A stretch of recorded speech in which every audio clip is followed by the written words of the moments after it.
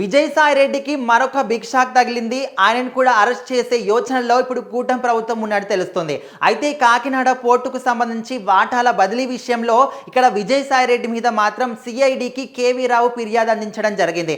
అయితే కాకినాడ పోర్టులో వాటాల బదిలీ విషయంలో అక్కడ కేవీ రావును బెదిరించి మరీ అక్రమంగా వాటాలు పంచుకున్నాడు విజయసాయి రెడ్డి అనే విధంగా కేవీ రావు మాత్రం కేసు నమోదు చేయడం జరిగింది.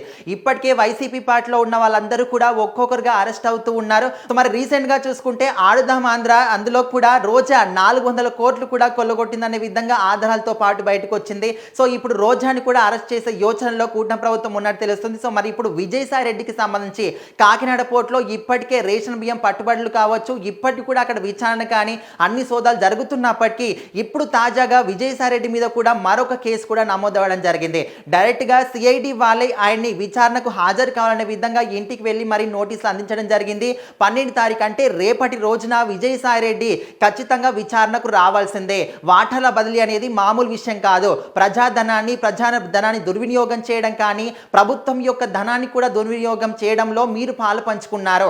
అండ్ విజయసాయి రెడ్డి ఇప్పుడు ప్రజెంట్ చూసుకుంటే ఆయన రాజకీయాలకి ఆల్మోస్ట్ అంటే టోటల్ గా రాజీనామా చేసినప్పటికీ కూడా ఆయన హయాంలో ఉన్నప్పుడు ఇక్కడ వైసీపీ పార్టీ హయాంలో ఉన్నప్పుడు ఎన్నో తప్పులు చేశారు.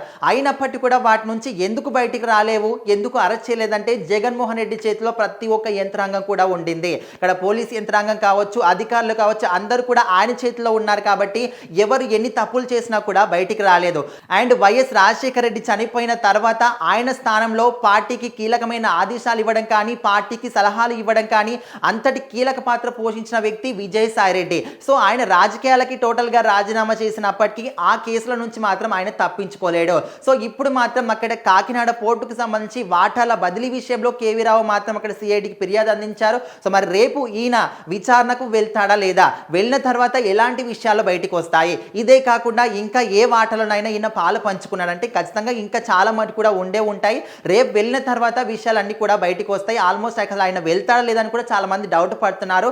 వెళ్ళకపోతే ఇక్కడ ప్రభుత్వం ఊరుకోవచ్చు కానీ సిఐడి వాళ్ళు మాత్రం అసలు ఊరుకోరు. సో మరి విజయసాయి రెడ్డి తర్వాత ఆయన తర్వాత కొడాలి నాని కావచ్చు, పేర్ని నాని కావచ్చు, ఇంకా చాలా మంది వ్యక్తులు కూడా వైసీపీ పార్టీలో ఎన్నో అక్రమాలు చేసిన వాళ్ళు ఉన్నారు. సో మరి వీళ్ళందరి భరతం ఎప్పుడు పడతారో, రెడ్ బుక్ లో ఉన్న వాళ్ళందరినీ కూడా ఒక్కొక్క పేజీని చింపుతూ ప్రతి ఒక్కరిని కూడా లోపల వేస్తున్నారు. సో మరి ఇప్పుడు విజయసాయి రెడ్డి కూడా మూడిందనే విధంగా చాలా మంది కూడా అభిప్రాయపడుతున్నారు. సో మరి విజయసాయి రెడ్డి విషయంలో మీ అభిప్రాయం ఏంటో కూడా ఖచ్చితంగా కామెంట్ చేయండి.